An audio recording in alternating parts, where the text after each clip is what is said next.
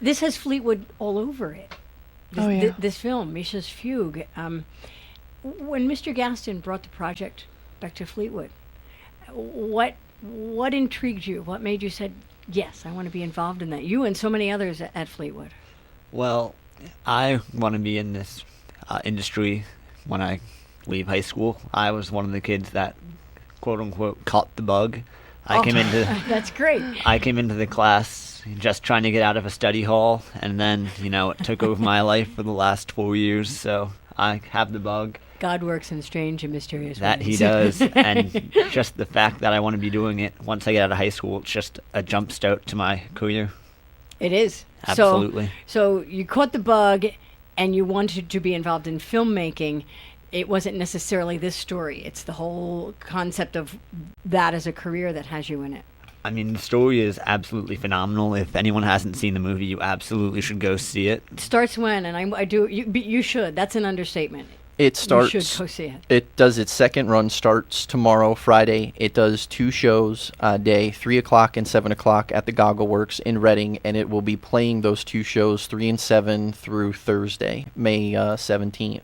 Go see it, and keep in mind as you're watching this is a production of students and faculty at Fleetwood High School. It's extraordinarily impressive.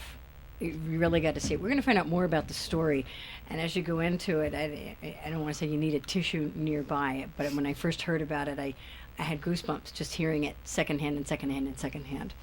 And even having been through that and meeting so many people that said, Joe, you have to go see this.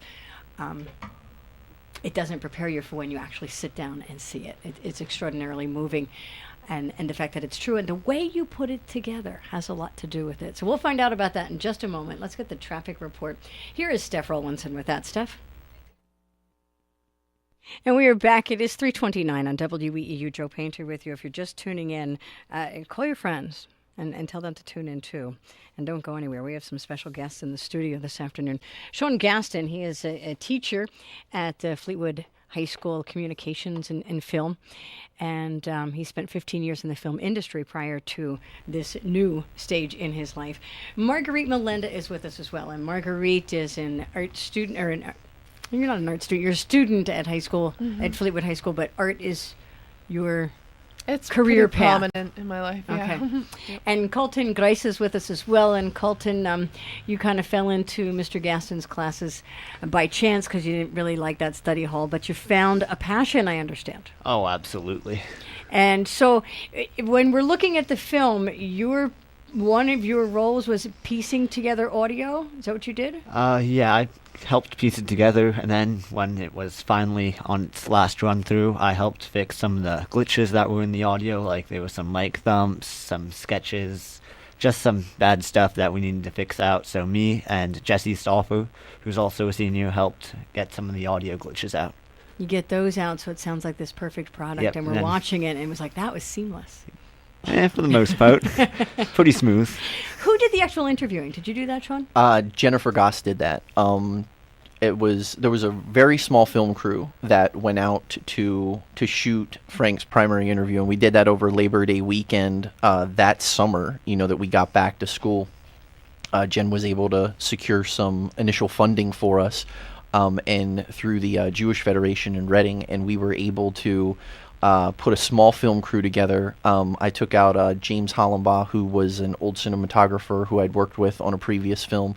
I took Jen out, myself, and then also Jen's husband, Matthew Goss, went along, and he was our principal, still photographer on the film. Mm-hmm. And we went out and spent 4 days, I believe it was, with Frank, and Jen came in and, just kind of built a rapport with him while we just basically annihilated Frank's living room and turned it into a film set. Studio. I mean, it was ridiculous. We were putting brown paper bags up on the wall to block all the light out and hang boom mics and stuff from the ceiling and everything. And how did that make him feel? Was he comfortable with that kind of? You paint a clear picture there. Yeah, he was in the kitchen, and Jen kind of ran interference, and he sat in the kitchen and was building a rapport with Jen, and he just basically told us, I gave him an idea, of what this was going to be like, and he said, do whatever you have to do, and trusted me, that I wasn't gonna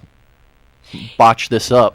I have to give a lot of credit to Jen there. She clearly, and you don't see her at all in the film, nor do you hear her.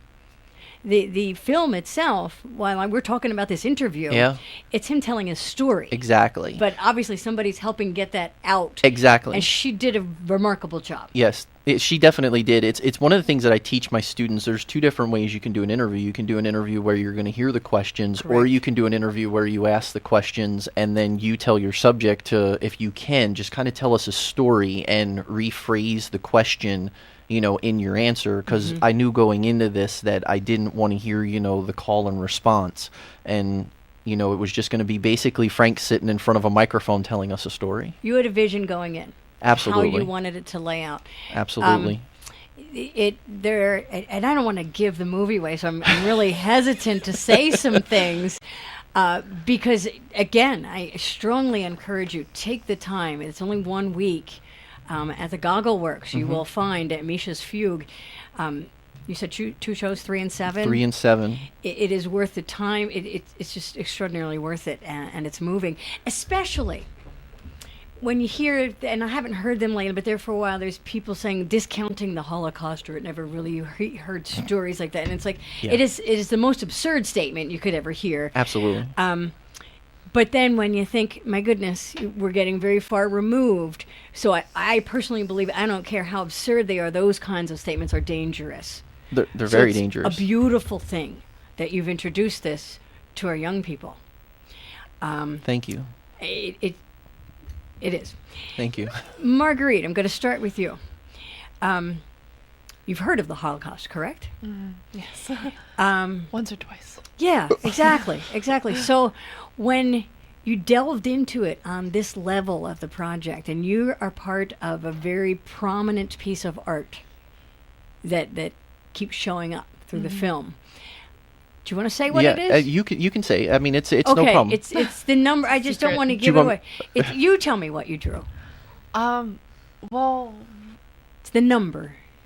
it's the tattoo on Frank's arm. That's exactly what it is. basically. Because every prisoner, their number was tattooed on their arm. Yes. He states in his conversation, as he tells his story, he doesn't only say the number, he says it as a number, 169,057. I was the 169,057. So sequentially they're coming in, the number changes. It wasn't random. Exactly. And what happened was I was in the hallway of the school, and I saw Marguerite working on a different piece of art, and it was these tiles, and it was it's called gesso. Is that correct? Yes. Okay.